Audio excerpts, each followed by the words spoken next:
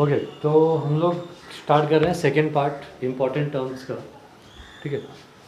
कल हमने कितने टर्म्स पढ़े थे? टोटल 19। आज जो हम लोग कर रहे हैं वो आगे का 24 तक है। अच्छा, प्रोटेस्टिंग, नोटरी पब्लिक और नोटिंग चार्जेस, ये सब कब आता है? जब बिल क्या होता है? डिसऑनर होता है। अब ये डिसऑनर क्या होता है? ठीक है, आप लोगों को कल बताया था कि ड्यू डेट के दिन ड्रॉवी अगर बिल का पैसा नहीं देता है, होल्डर ऑफ द बिल को, जिसके पास बिल है, अगर उसको पैसे नहीं देगा तो बिल क्या हो जाता है? डिसऑनर। और नहीं देने के दो तरीके होते हैं। एक तो बोलेगा नहीं, पैसे देने ही नहीं है, ज़बरदस्ती ना बोल रहा है। और दूसरा क्या हो सकता है? रिक्वेस्ट कर रहा हो। ड्यू डेट के दिन अगर पैसे नहीं दिए तो डिसऑनर। लेकिन डिसऑनर में भी दो टाइप का होता है, एक रिक्वेस्ट होता है और एक क्या होता है? ज़बरदस्ती का नहीं देना होता है। तो ज़बरदस्ती अगर नहीं देगा बंदा तो आप क्या करोगे? वकील के पास जाओगे ना, केस करोगे ना उसके ऊपर, तो वो सब कहाँ आएगा? वो सब पे ये टर्म्स लगेगा फिर। अगर वो रिक्वेस्ट कर रहा है, ड्यू डेट के दिन पैसे नहीं दिए, लेकिन रिक्वेस्ट करके बोलता है ठीक है मुझे कुछ दिन और दे दो, है ना? कौन? ड्रॉवी बोलता है कि मुझे कुछ दिन और दे दो, मैं आपको पैसे देता हूँ। तो ऐसी हालत में वकील या अदालत जाओगे क्या? नहीं जाओगे, है ना? लेकिन डिसऑनर तो है ना। ड्यू डेट के दिन अगर पैसा नहीं मिला बिल का, तो बिल क्या हो गया? डिसऑनर। आया समझ में? तो इन केस अगर आप ज़बरदस्ती पैसा देने को मना कर रहा है तो उस हालत में क्या करोगे? ठीक है, तो सबसे पहले आप बिल लेके किसके पास जाओगे? वकील के पास जाओगे। देखो वकील के जो बोर्ड रहते हैं वो ब्लैक कलर में रहते हैं। ब्लैक बोर्ड रहता है ना उन लोग का, उसमें वाइट कलर में लिखा रहता है। तो कभी तुम लोग ना वकील के यहाँ जाओगे ना, तो देखना उन लोगों ने लिखा रहेगा नोटरी पब्लिक। क्या लिखा रहेगा उन लोगों ने? Notary public. मतलब आपका, जैसे कि समझो अमन से मुझे पैसे लेने हैं, अमन पे मैंने बिल बनाया, ड्यू डेट के दिन क्या बोलता है? पैसे देने नहीं है, जो आपको करना है कर लो। ऐसे अमन बात कर रहा है। ठीक है, तो मैं क्या करूँगा? पहले किसके पास जाऊँगा? वकील के पास जाऊँगा। वकील क्या करेगा? अमन को फ़ोन करेगा, भाई तू पैसे नहीं दे रहा है इसका। अमन बोलेगा नहीं देने का, तो फिर वो क्या करेगा? और जो भी है फॉर्मेट वगैरह बनाएगा, है ना? तो प्रोटेस्टिंग मतलब क्या होता है मालूम है? एक सर्टिफिकेट होता है। प्रोटेस्टिंग क्या होता है? सर्टिफिकेट। वकील क्या बनाएगा? उसको नोटरी पब्लिक बोलते हैं। जो बनाएगा ना ये सब, जो काम करेगा, वकील ही होता है, लेकिन उसको बोलते हैं क्या? Notary public. तो वो एक सर्टिफिकेट बना के देगा। क्योंकि कोर्ट में अगर मैं जाऊँगा केस लेके, तो मैं क्या दिखाऊंगा? नोटरी पब्लिक में जो अभी आप 12वीं पास हो कैसे बताओगे? या 10वीं पास हो कैसे बताओगे? रिजल्ट ना, रिजल्ट या सर्टिफिकेट? सर्टिफिकेट दिखाओगे। रिजल्ट की भी मायने नहीं, किसके मायने? सर्टिफिकेट के। ठीक है, तो वैसे ही प्रोटेस्टिंग क्या करेगा? प्रोटेस्टिंग क्या होता है? सर्टिफिकेट होता है। It is given by notary public. किसको देता है? जिसका बिल डिसऑनर हो गया। समझ आया प्रोटेस्टिंग क्या होता है? वैसे भी इसमें पेज नंबर 264 पे दिया हुआ है, आप पढ़ सकते हो। उसके बाद क्या? Notary public. नोटरी पब्लिक क्या? और notary public is a legal practitioner और other public servant appointed by central और state government under section 3 of the notaries act 1952। मतलब एक तरह से समझ लो, ये बंदा कौन है? ये बंदा गवर्नमेंट के द्वारा बिठाया गया होता है, जो क्या करता है? लोगों की कंप्लेंट्स को लिखता है। हाँ समझ लो। अच्छा, तो नोटरी पब्लिक जो काम करेगा वो कि उसके लिए कुछ पैसे वैसे वैसे लेगा या फ्री में करके देगा? पैसे लेगा ना। ठीक है, वो क्या नोट करेगा कि इस बंदे का बिल क्या हो गया? डिसऑनर हो गया, है ना? उसका वो सर्टिफिकेट बना के देगा। उसके लिए क्या लेगा वो? Noting charges. क्या समझिए? जैसे मुझे आप क्या देते हो? फीस। तो नोटरी पब्लिक को आप बिल डिसऑनर हुआ ये नोट कराने के लिए क्या पे करोगे? Noting charges.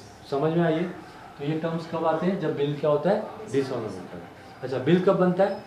जब क्रेडिट सेल होगा तो ही बिल बनेगा, अदरवाइज बिल नहीं बनता।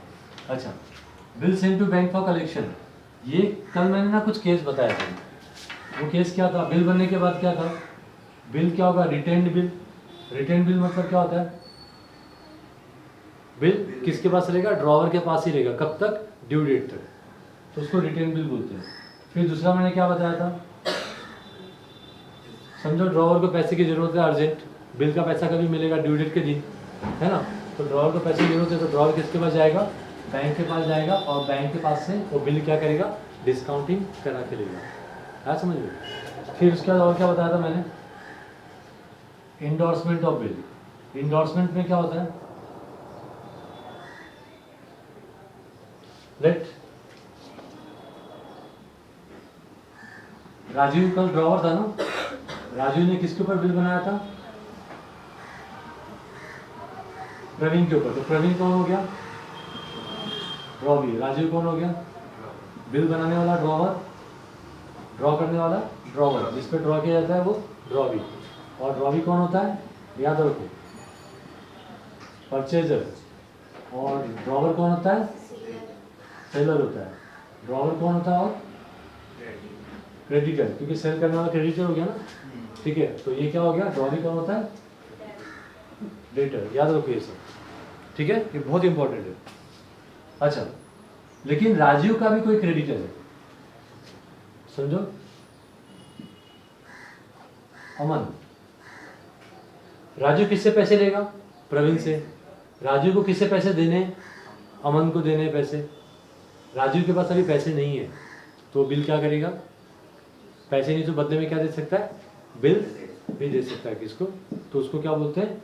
इंडोर्समेंट ऑफ बिल, ठीक है। तो retain bill, discounting of bill, endorsement of bill, और चौथा क्या था? Bill send to bank for collection. ये 4 केस में एंट्रीज आती हैं, आपको याद रखना है, ठीक है। फिर 25 होगा,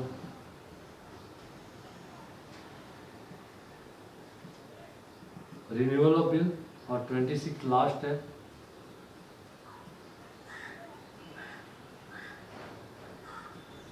रिटायरमेंट ऑफ बिल, ठीक है। तो फिलहाल देखो, अभी bill send to bank for collection में क्या होता है, ये तीनों समझा ना तुम लोग को। इस केस में बिल का क्या करते हैं? ये केस में बिल क्या होगा? ड्रॉवर के पास रहेगा। ये केस में किसके पास बिल चला जाएगा?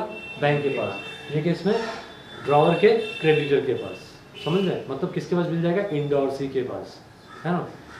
राजू किसको बिल इंडोर्स कर रहा है? अमन को। तो अमन क्या हो गया? इंडोर्सी, और राजू कौन हो गया? इंडोर्सर। हाँ, समझे? अच्छा, bill send to bank for collection में क्या होता है ना, कि समझो मैं बहुत बिजी इंसान हूँ, मेरे जितने स्टूडेंट्स हैं, कोई चेक से पेमेंट करता है, कोई कैश में करता है, और कोई क्या करता है? बिल बना के देता है। तो मेरे पास समझो 1000 स्टूडेंट है, तो उसमें से 200 लोग ने बिल बना के दिया, तो हर एक बिल का ड्यू डेट सेम रहेगा क्या? नहीं ना, सबका ड्यू डेट क्या रहेगा? अलग अलग है।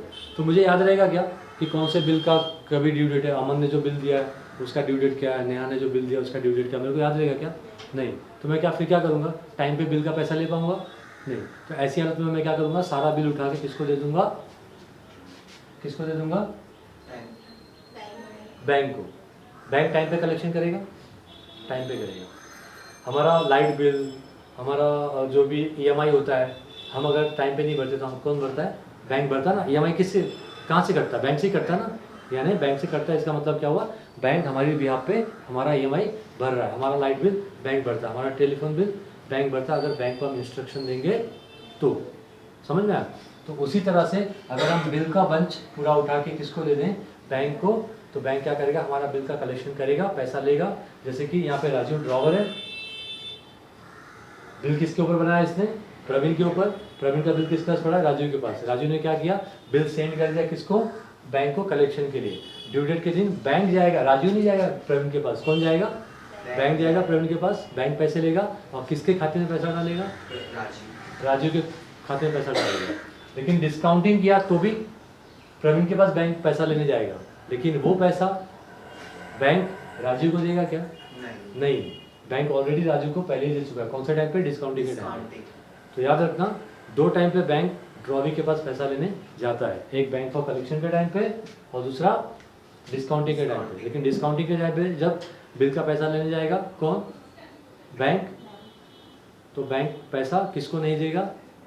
ड्रॉवर को नहीं देगा, वो खुद रखेगा। कौन से टाइम पे? डिस्काउंटिंग के टाइम पे। और बैंक फॉर कलेक्शन वाले टाइम पे क्या करेगा? बैंक पैसा जाएगा, लेकिन पैसा किसके नाम पे जाएगा? ड्रॉवर के नाम। समझ में आया इतना? ठीक है, ओके, चलो ये भी हो गया। अब types of bill of exchange, ये हम लोग को पढ़ना जरूरी नहीं है, बट ये ऑब्जेक्टिव्स में आपको आ सकता है। कहाँ आ सकता है? ऑब्जेक्टिव्स में।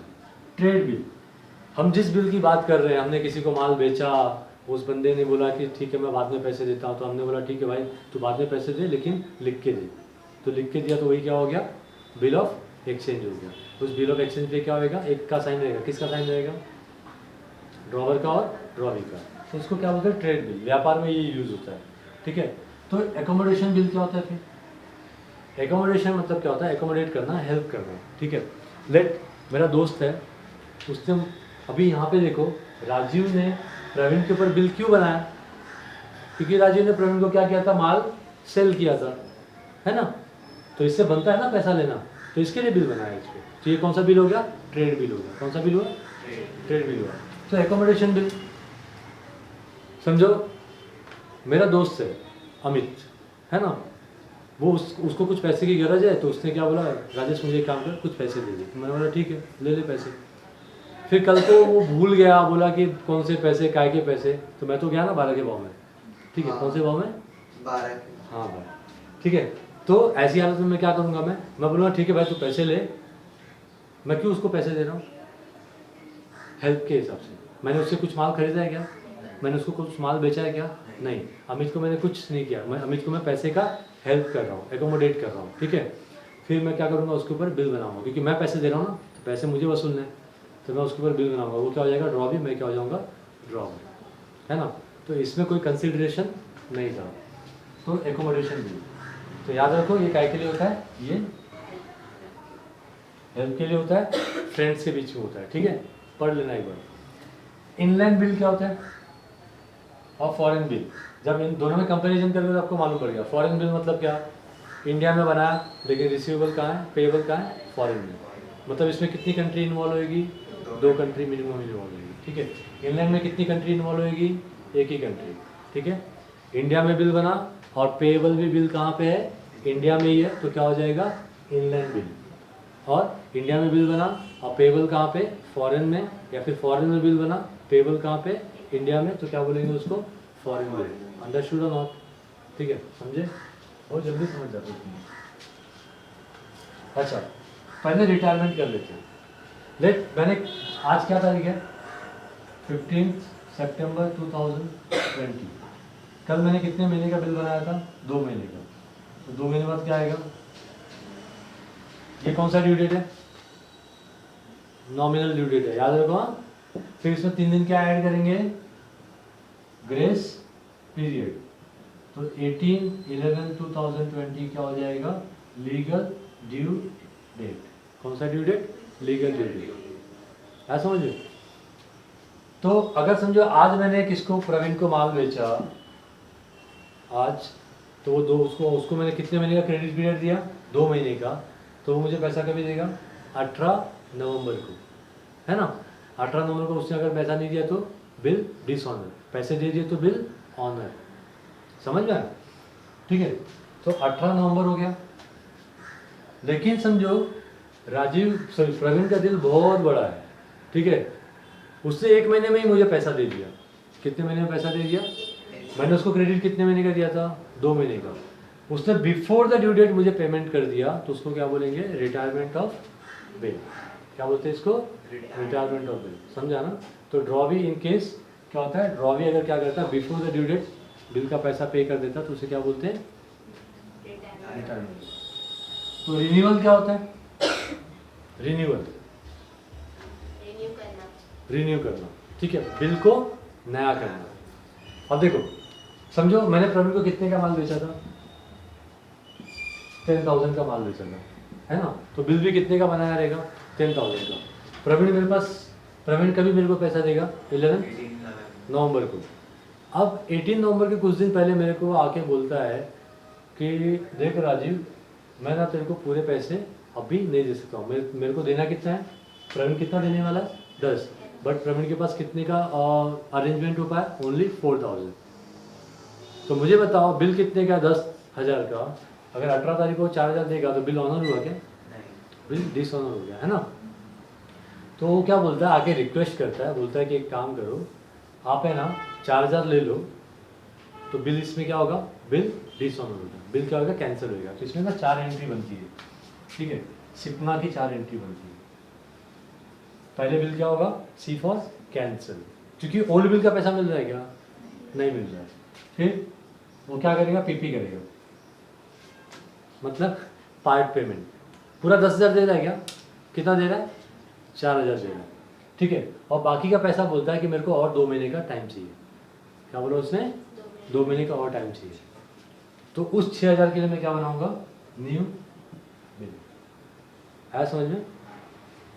ठीक है। तो देखो स्टार्टिंग में मैंने उसने माल खरीदा, मैंने 2 महीने का क्रेडिट दिया, उधारी दिया, तो ये 2 महीना क्या होता है, ये धंधे का हिसाब था। लेकिन और एक्स्ट्रा टाइम मांगेगा तो मेरा पैसा वो यूज़ कर रहा है ना, तो मैं क्या चार्ज करूँगा उसको, इंटरेस्ट। तो बाकी 6,000 रुपये क्या आएगा, बोलो, इंटरेस्ट। समझ में आया कुछ? तो यहाँ पे 4 एंट्री बनती है, किधर, रिन्यूअल के टाइम।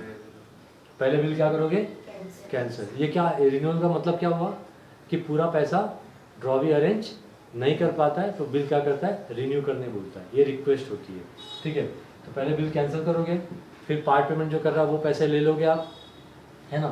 फिर उसके बाद क्या करोगे, इंटरेस्ट पे करो, इंटरेस्ट चार्ज करोगे बाकी के पैसे पे, और फिर नया बिल बनेगा। आया समझ में?